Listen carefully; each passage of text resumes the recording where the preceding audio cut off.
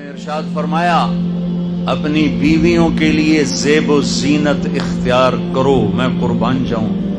میں تو آپ کو نبی کا دین بتا رہا ہوں، آپ کا تو دین بڑا اوکھا کام، بیوی واسطے چنگے کپڑے پاؤنا اوکھا کام۔ میرے نبی نے کہا اپنی بیویوں کے لیے زیب و زینت اختیار کرو۔ سبحان اللہ۔ عورتوں سے کہا واہ واہ، قربان جاؤں، اشارتاً ہمیں مردوں کو صراحتاً، عورتوں کو اشارتاً اپنی بیویوں کے لیے زیب و زینت اختیار کرو۔ بنو اسرائیل میں زنا اس لیے پھیلا کہ مردوں نے بیویوں کے لیے زیب و زینت چھوڑ دی تو وہ غیر مردوں کی طرف مائل ہو گئیں۔ اور پھر عورتوں کو فرمایا کہ خامدوں کے لیے تیار ہو۔ کیسے؟ آپ نے فرمایا جنت کی حور اپنے خامد کے لیے ایسے تیار ہوگی جیسے ام سلمہ میرے لیے تیار ہوتی ہیں۔ سبحان اللہ، سبحان اللہ۔ اپنے خامدوں کے لیے تیار ہو ورنہ وہ اور عورتوں کی طرف مائل ہو جائیں گے۔ یہ اس میں خفیہ پیغام ہے۔ میرے نبی حیا والے ہیں، پاکیزہ زبان، پاکیزہ ذات۔ جب حضرت فاطمہ رضی اللہ تعالیٰ عنہ کی شادی ہوئی اور نکاح ہو گیا اور رخصتی 1 ماہ بعد، 2 ماہ بعد، 6 ماہ بعد، 1 سال بعد یا فوراً، یہ ساری روایات ہیں، لیکن زیادہ صحیح ہے کہ کچھ عرصے بعد رخصتی تھی، فوراً نہیں تھی۔ تو جب حضرت علی نے آ کے رخصتی کا مطالبہ کیا حضرت ام ایمن کے ذریعے سے، تو آپ نے حضرت حفصہ اور حضرت ام سلمہ اور حضرت عائشہ ان تینوں سے فرمایا کہ تم جانتی ہو نا میری بیٹی فاطمہ مجھے کتنی محبوب ہے، میری بیٹی کو دلہن بناؤ۔ اللہ اکبر، میری بیٹی کو تیار کرو۔ یہ میں دین بیان کر رہا ہوں، بے پردگی نہیں، بے حیائی نہیں، زیب و زینت میرے دین کا حصہ ہے،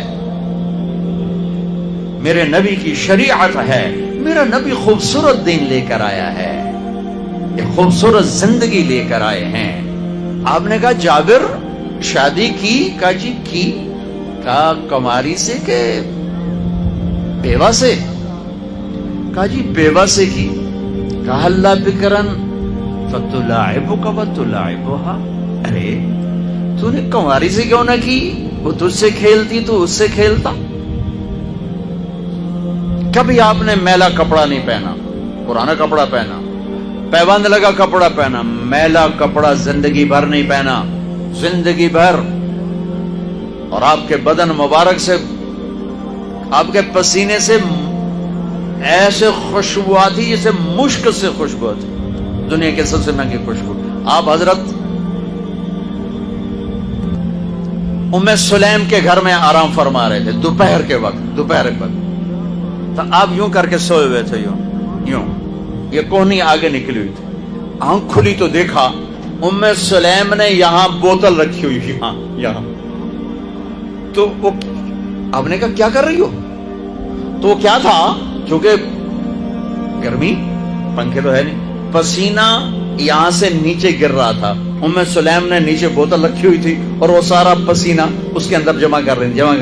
کہا ام سلیم کیا کر رہی ہو؟ کہا یا رسول اللہ یہ آپ کا پسینہ اکٹھا کر رہی ہوں، یہ مشک سے زیادہ خوشبودار ہوتا ہے۔ شادی کے بعد ماں باپ کا حق پیچھے، بہن بھائیوں کا حق پیچھے، حتیٰ کہ اولاد کا حق بھی پیچھے ہے اور خامند کا حق پہلے ہے۔ بہت سی عورتیں اپنی نادانی کی وجہ سے ماں باپ کے پیچھے لگ کر اپنے خامند کو چھوڑ دیتی ہیں، خامند کو ذلیل کر دیتی ہیں، اپنے بچے کے پیچھے لگ کے اپنے بچوں کی وجہ سے اپنے خامند کو بے عزت کرتی ہیں۔ بہت سے باپ اپنے بچوں کی وجہ سے بیوی کو بے عزت کرتے ہیں، یا اپنے ماں باپ کی وجہ سے بیوی کو بے عزت کرتے ہیں۔ یہ سب بے اعتدالیاں میرے معاشرے میں ہیں۔ اللہ کا واسطہ دیتا ہوں، ایک دوسرے کو عزت دو، رشتوں کو عزت دو۔ ہر ایک کا اپنا مقام ہے، ہر ایک کو اپنے مقام پر رکھو۔ ماں باپ کی وجہ سے بیوی کو بے عزت نہ کرو، بیوی کی وجہ سے ماں باپ کو بے عزت نہ کرو، بیوی اپنے ماں باپ کی وجہ سے خامند کو بے عزت نہ کرے۔ یہ وہ رشتہ ہے جس میں اولاد بھی نہیں داخل ہو سکتی،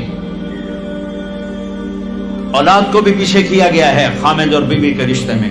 اور یہ وہ رشتہ ہے جس سے میرے اللہ نے اپنی نشانیوں میں سے ایک نشانی بتایا ہے، ایک نشانی، من آیاتہ ان خلقکم من تراب۔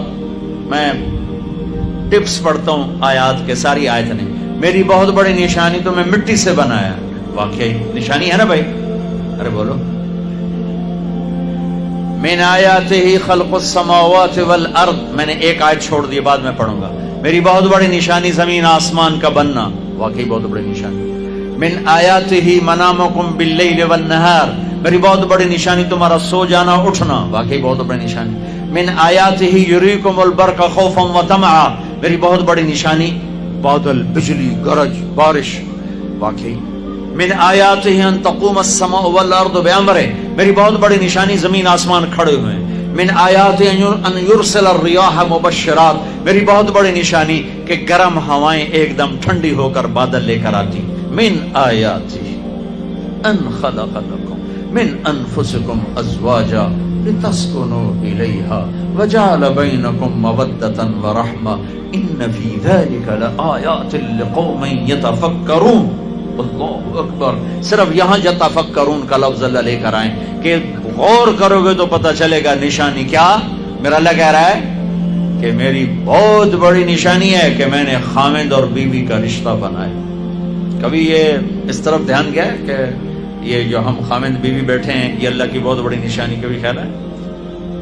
اللہ اکبر، اللہ نے ماں باپ کا رشتہ بنایا، اسے نشانی نہیں کہا۔ اللہ تعالیٰ نے اولاد کا رشتہ بنایا، اسے نشانی نہیں کہا۔ اللہ نے دادے پوتے بھی جتلائے، اسے نشانی نہیں کہا۔ اللہ نے پھوپھی خالہ بھی بتائیں، دادیاں نانیاں بھی بتائیں، اسے اللہ تعالیٰ نے نشانی نہیں فرمایا۔ نشانی کیسے فرمایا؟ خامد اور بیوی یہ میں نے رشتہ بنایا، یہ میری کتنی بڑی نشانی ہے۔ اس ایک رشتے کو باقی رکھنے کے لیے سینکڑوں آیات ہیں، سینکڑوں آیات، اور طلاق سے نفرت کا اظہار۔ میرے نبی نے کہا علی طلاق سے بچنا، جب طلاق دی جاتی اللہ کا عرش کانپ اٹھتا ہے۔ ناجائز طلاق، بے جا، ضرورت کی وجہ سے طلاق لی بھی جا سکتی، دی بھی جا سکتی، یہ میں ایک اضافہ کروں گا۔ بہت سی بچیاں نہیں گزارا ہو رہا، خامد بدتمیز ہے یا سسرال ظالم ہے، وہ کہتی ماں سے میرا گزارا نہیں ہو رہا، میری جان چھڑا دو۔ نہیں بیٹی، گزارا کرنا ہوگا، صبر کرنا ہوگا، گزارا کرنا ہوگا، یہیں رہنا ہوگا۔ یہ ماں باپ کا ظلم ہے، یہ ماں باپ کا اپنی اولاد پر ظلم ہے۔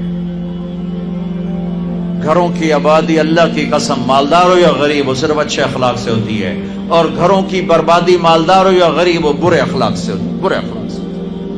دو واقعے اوپر نیچے ہوئے۔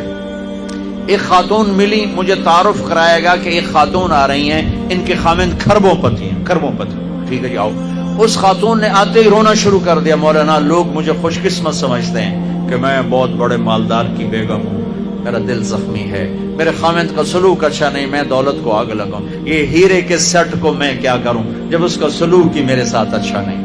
چند دن کے بعد ایک نوجوان ملا، مولانا میں اپنی زندگی سے تنگ ہوں، میری بیوی انتہائی بدتمیز ہے، انتہائی زبان دراز ہے، میں اپنی زندگی سے تنگ آ چکا ہوں، 3 بچے ہو چکے ہیں، طلاق دے نہیں سکتا، میں کیا کروں؟